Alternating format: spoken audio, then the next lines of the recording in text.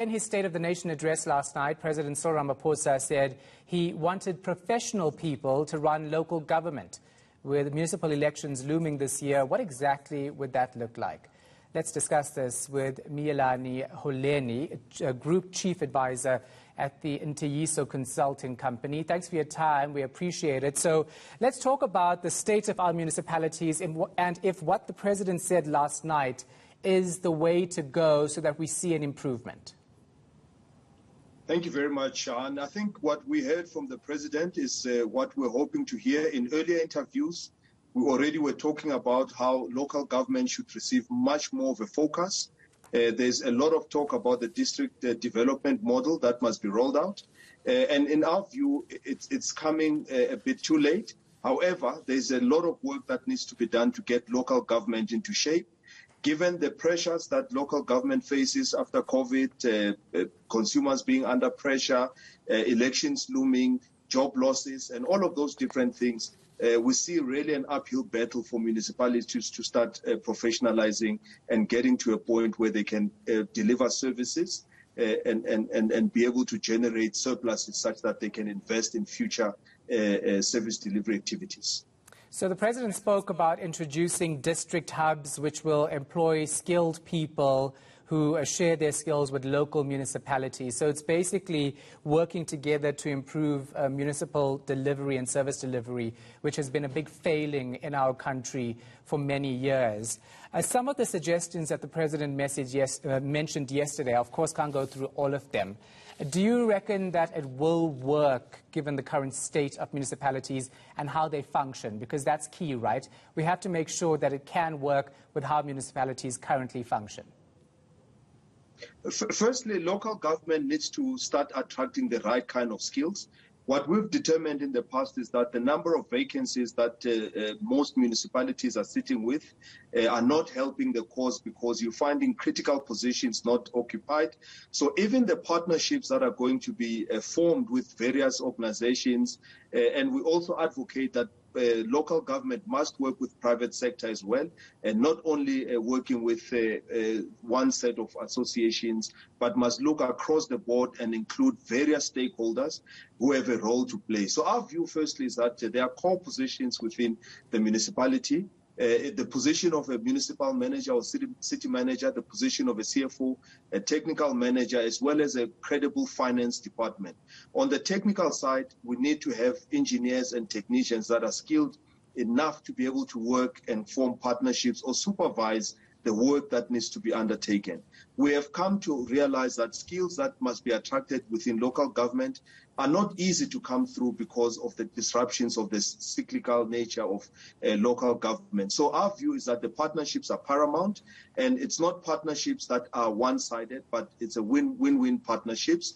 We can also talk of models where the triple P models are applied and are applied fully as opposed to just certain projects that municipalities undertake. Yeah.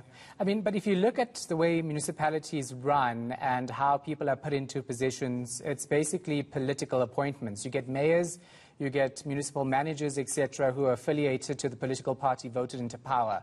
How then does the President say that he wants qualified professionals to be running these municipalities? Is that even possible?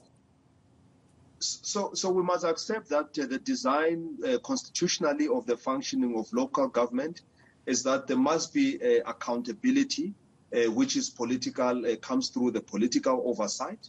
And that is something which at least can be accepted within what the law requires.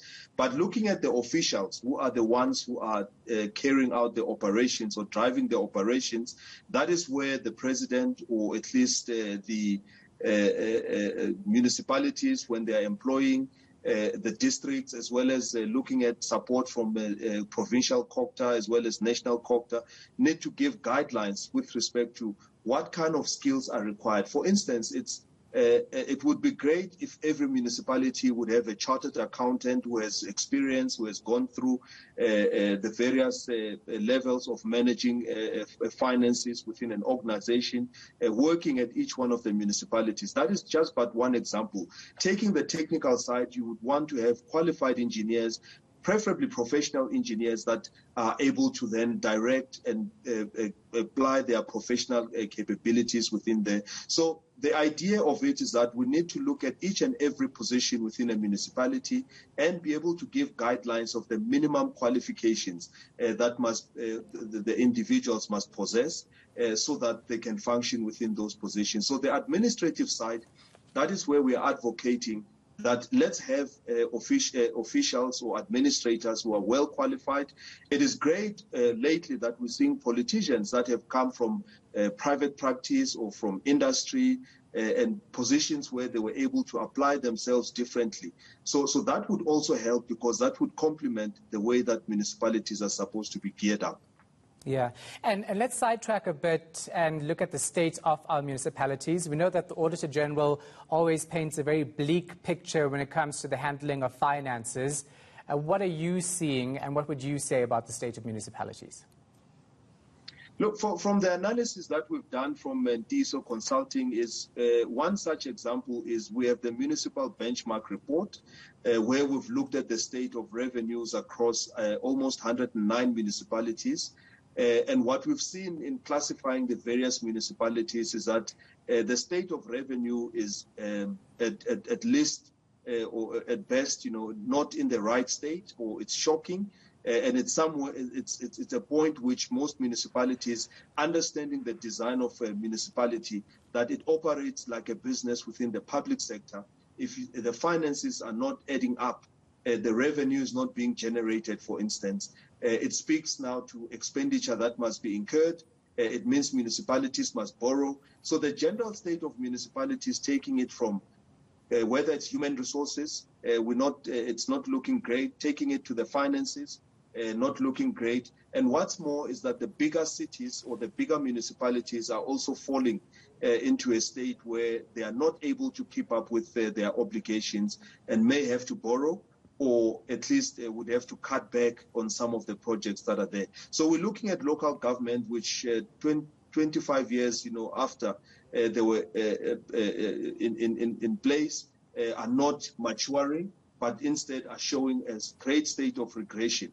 But what we are saying as well is that there are ways and means that we can get municipalities geared up. And one of those ways, which is the easiest way, is that if municipalities are generating revenue, they are at least have a fighting chance of being able to meet their obligations and be credit-worthy if they need to go out into the market to borrow. All right, thank you for your time and your insight. Appreciate it. Miyelani Holeni, Group Chief Advisor at Ntiyiso Consulting.